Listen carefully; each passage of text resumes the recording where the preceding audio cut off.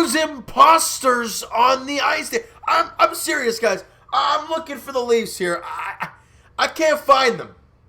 You know, I'm looking everywhere, and I don't know who the heck I just saw tonight. The Toronto Maple Leafs, the team who has been awful lately and got absolutely pumped by the Pittsburgh Penguins 5-2 in Pittsburgh a couple days ago. The other time they were in Pittsburgh, they got even more pumped. And there's the talks after the last game. There was lots of emotion, but negative emotion. You heard Jake Muzzin after the last game, and he was all angry. And I don't blame him. He's like, there's no compete level. There's no love. Like, we don't know what's going. I don't know what's going on here with this team. We go into today facing the exact same team. You guys saw my reaction. I mean, you guys seem to like it too. And I don't know. It was a natural reaction I had to seeing they were playing Pittsburgh again. But I think no one expected something like this. The Leafs shut out the Pittsburgh Penguins 4-0 at Scotiabank Arena. What the heck happened? You know what? I'll tell you what happened. And it's exactly what we talked about in the last video. Compete level, effort, emotion. You saw every bit of that today. From Frederik Andersen to the D-core to the forwards, they were all fantastic. Let's start right in the first period because there's a lot of things I want to get to. All right, in the first period, the Leafs playing pretty good. However, it's a 0-0 game to this point. Pittsburgh gets a late first period power play. Now, dating back to the last game where you gave up 5 goals, 3 of them were power play goals. They were 3 for 3 on the power play. I think they were like 5 for their last 5 going back to the games prior. And in that first period, with them on the power play, they have 6 shots on that power play. But Frederik Andersen steers them all aside. So yes, the shots on goal were 14-10 Pittsburgh after 1 period. They had 6 shots in the final 2 minutes of that, or I guess like 2.5 minutes of the first period. But in real fact, the Leafs played a really good first period. They controlled the play for the most part. They outworked the Penguins, and they were hard on the puck. How many times have I said this? That you don't need to go fight somebody, but Kasperi Kapanen did. You don't need to go run people over.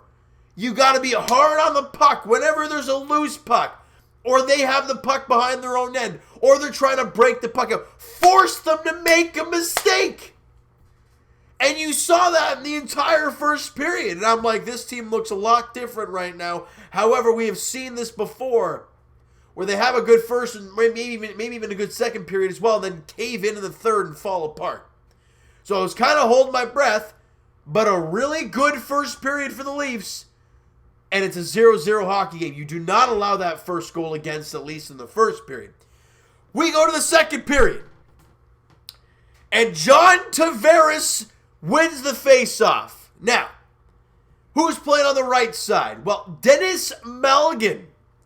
Name sound familiar? Probably not to a lot of casual fans, but to the diehard fans who have obviously known that we acquired Malgin from the Florida Panthers in exchange for Mason Marchment. Now, obviously, everyone's going to be mad at Kyle Dubas because I'm not sure, but just people like to get angry. So they do. And on that face-off win, because, Sheldon Keefe is like, hey, Malgin, go play with Tavares and Willie Nylander. And he's like, okay. He ain't going to complain. But on that face-off win from Tavares, Malgin doesn't try to do anything special. He doesn't pick up a point on the play. He doesn't even touch the puck. But what he does creates the opportunity. Right when Tavares wins the face-off, Malgin doesn't even think about it. Goes right to the front of the net. I think he might have even knocked over a referee. Could be wrong. but he bodies whoever the heck the defenseman was in front of the net, gets body position in front of Matt Murray. The puck comes back to the point to Justin Hall. He gets it over to Muzzin. Muzzin steps into one, a guy who had a lot to say after the last game, and blasts one off the post and in. Ladies and gentlemen, the Leafs score the first goal. They dominate play early in the second period. They get the first goal of the game. The new guy made an impact. A really good screen from Malgin because clearly, Matt Murray couldn't see a whole lot. Big time there. Assist by Hall and Tavares, obviously, for Muzzin's 5th goal of the year as he goes by the dugout and gives him elbows. You're damn right. And the Leafs lead at 1-0. As we've said many times, people, when the Leafs score first, it's a recipe for a victory. It doesn't always happen that way, but it's a really good recipe for good things to come. And right after that goal from Muzzin, the Leafs continue to forecheck. What ends up happening? They take a penalty. I think it was Chad Ruedel. I could be wrong if he got that penalty or not. But the Leafs hit the power play, and we're like, oh, that's good stuff right there. Not long after they get the power play, I don't know who it was. I want to say it was Brendan Tanev, fires the puck, out of play, delay game. The Leafs got now a 2-man advantage for like a minute 40 or a minute 50. You can capitalize and bury these guys. After about 20 seconds, the Leafs get an offensive zone draw yet again. Interesting, the first goal came off an offensive draw, a couple passes, then a blast from the point and a goal. The Leafs get another offensive zone face-off, this time on the 2-man advantage. Tavares wins the or is it Matthews? I think it was Tavares. Tavares wins the face-off. Matthews with a nifty little touch pass to William Nylander right in the top of the slot. Now I think it was Zach Hyman or somebody was kind of holding on to his stick, but we're not going to talk about that. Nylander walks right in, and the puck was clearly bobbling on his stick, but he's able to settle it down enough to rip it 5-hole on Matt Murray. The Leafs score 2 goals in a matter of less than 3 minutes, and they now have a 2-0 lead. You get the power play goal. You kill off the first period penalty. You score the first goal. You score the second goal. You got a 2-0 lead. You're feeling good. They played a really good first half of the game. You gotta keep going. And literally just over 3 minutes after that, who starts this play? Jake Muzzin. Gets the puck in his own end. Doesn't think too much. Spins around, fires it off the skate of Kerfoot to his stick, and Kerfoot, as much as Alex Kerfoot this season for the Leafs has not done a whole lot, and has offensively at least, and is on a 20-game goalless drought or something like that, he sets up Kasperi Kapanen with an absolutely perfect saucer pass, and Kapanen on a breakaway, and he scores! The Leafs score 3 goals in about, 5 minutes? Maybe just over 5 minutes? And they got a 3-0 lead. Ladies and gentlemen, what are things that we have talked about? Turnovers and breaking the puck out. How does that third goal happen? A breakout pass from Jake Muzzin.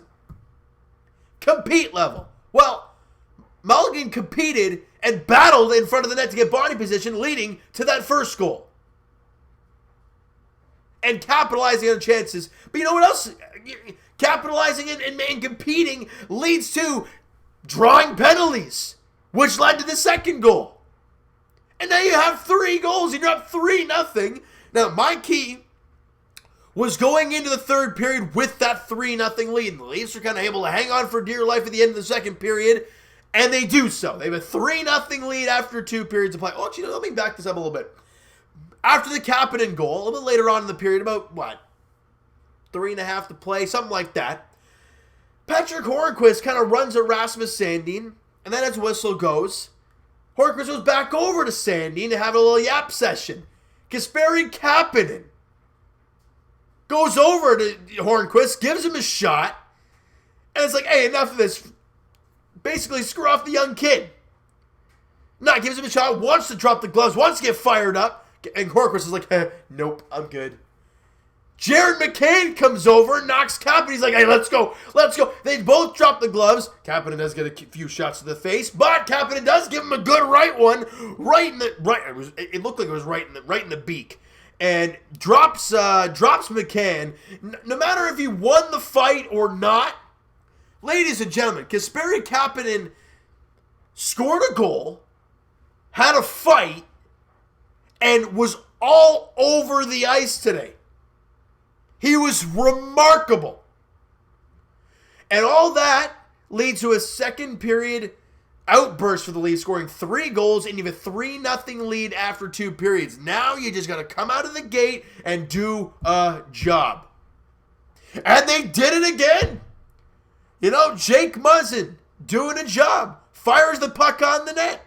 Or is it Mitch Marner fired the puck on the net. Zach Hyman bangs away the loose rebound, as he always does. 19 goals for Hyman. It's a 4-0 lead. Marner and Muzzin grab assists. Look, Jake Muzzin, we keep hearing about getting this contract extension. Tonight, he showed us all why he deserves it. Because he yapped his mouth after the last game. And remember last year, guys, when Garrett Sparks called out the Leafs, and I sat here and said, back it up next time. And he didn't. Jake Muzzin said what he felt, exactly what he felt after that game against Pittsburgh in Pittsburgh. And today, he goes out there and is my MVP in this one because he was incredible. Not only was he great because he had a 3.9, a goal and 2 assists, his defensive plays were smart. He was physical on the puck. He led this team. He was a leader. It was beautiful to watch. This is one of the most beautiful games of the season. I get it. It's only one game. But where did this come from? I mean, I never saw this thing coming. But they did it. And as we've said before, we know what this team is capable of when they decide to compete. The question now is, how can they do it moving forward? Are they going to continue it, or was this a one-game wonder? Only time is going to tell. The next 4 hockey games are against teams who are in the playoffs right now. You have the Carolina Hurricanes on Saturday night at Scotiabank Arena. You then have, you go down and take on the Tampa Bay Lightning, who seem to not be able to lose right now. Then, you are in Florida taking on the Panthers. At this point in time, the biggest game of the year for the Toronto Maple Leafs. Those are tough hockey games. Then after that, you come home on Saturday against Vancouver, who is playing extremely good hockey this season. And then you go to San Jose. Actually, then the Leafs had actually hit their West Coast trip, and all 3 teams on that West Coast trip are awful.